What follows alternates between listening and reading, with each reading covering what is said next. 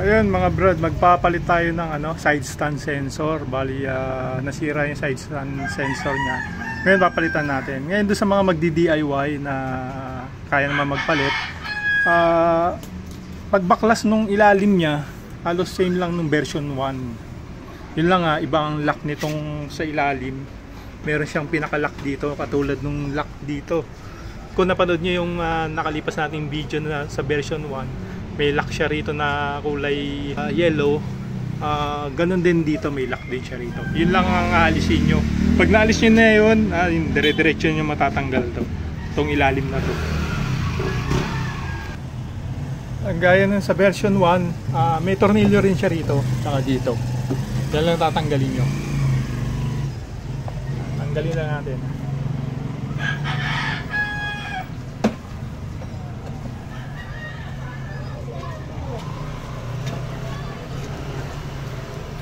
Natin susuot din yung wire. Dito rin natin susuot yung wire. Natatanggalin din natin.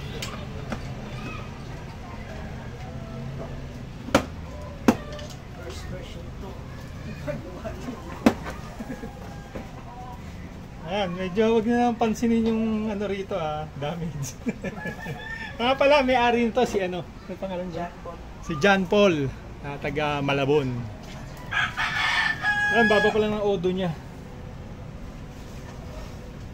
Ngayon, kinambas pa namin kung magkano yung flarings na magagastos niya dahil kabilaan yung may gas-gas, balak niyang palitan.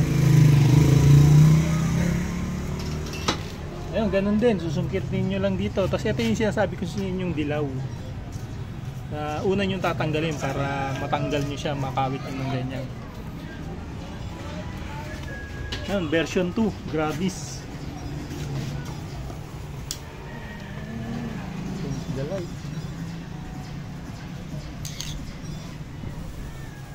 Ganun din, nandito yung pin niya, sinasabi sa inyo may dilaw.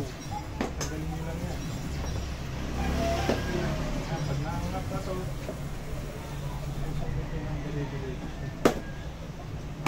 ang kinaibahan lang itong version 2, may lock siya rito. Yun ang tatanggal nyo yan. Yan hindi nyo matatanggal hanggang hindi nyo naalis yung lock dito. Pag naalis nyo na yun, diretso na siya. Makikita sa inyo yung lock. Para doon sa mga magdi-DIY medyo kita nyo, meron dito yan na kulay dilaw din. Yun lang susundutin yung palabas para maalis nyo yung ilalim. Yan. Pag naalis to, papakita ko sa inyo. Ayun, ito yung sinasabi ko sa inyo na lock. Ito yung pinagsusuotan ng lock.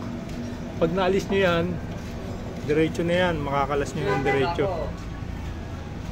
Tapos yung pinagkakabitan ng butas na yun, pinagkakabitan nito, ito yun, yung may kulay dilaw.